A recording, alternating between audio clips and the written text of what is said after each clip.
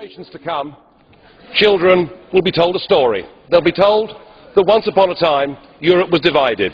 There was a big wall down the middle of it, and the people in the East were very poor, and they had no democracy, and they lived under an evil system called communism that killed millions of its own people. But joy of joys, the wall came down, and we finished up with 27 nations, and those people lived in democracy, and 500 million people lived in peace. But sadly,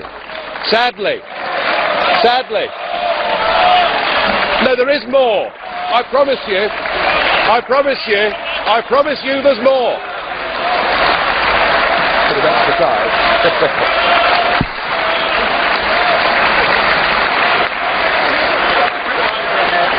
Thank you. I should just sit down now. Well, I must say, that's the first time I've ever received such applause, and I'm tempted, Mr. Verhofstadt, I am tempted to sit down, but if I may, sadly, the story continues, the politicians in charge became very greedy, and they wanted money for themselves, and they wanted power, and so they resorted to lies and deceit, and they staged the most spectacular bureaucratic coup d'etat that the world had ever seen. But they didn't need to use any bullets to do it. They were much cleverer, much more scheming than that. No, what they did is they put in place a new treaty. It was called the Lisbon Treaty. And then they gave 27 people total unlimited power. These would have been the people that made all the laws. Of course, they already had a flag, and they already had an anthem, but they went about building a new state. But they ignored the people.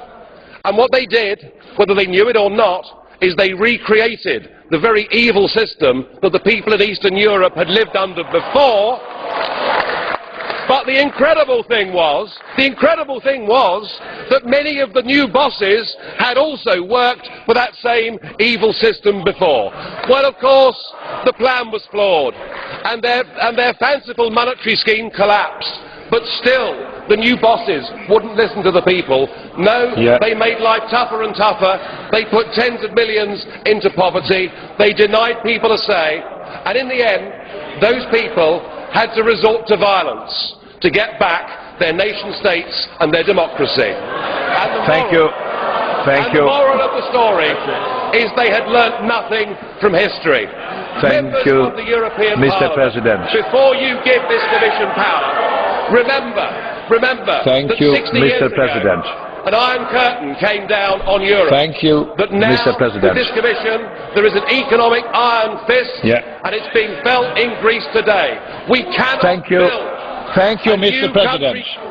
Thank you very much. Thank you, Mr. President. Thank you. Thank you very much.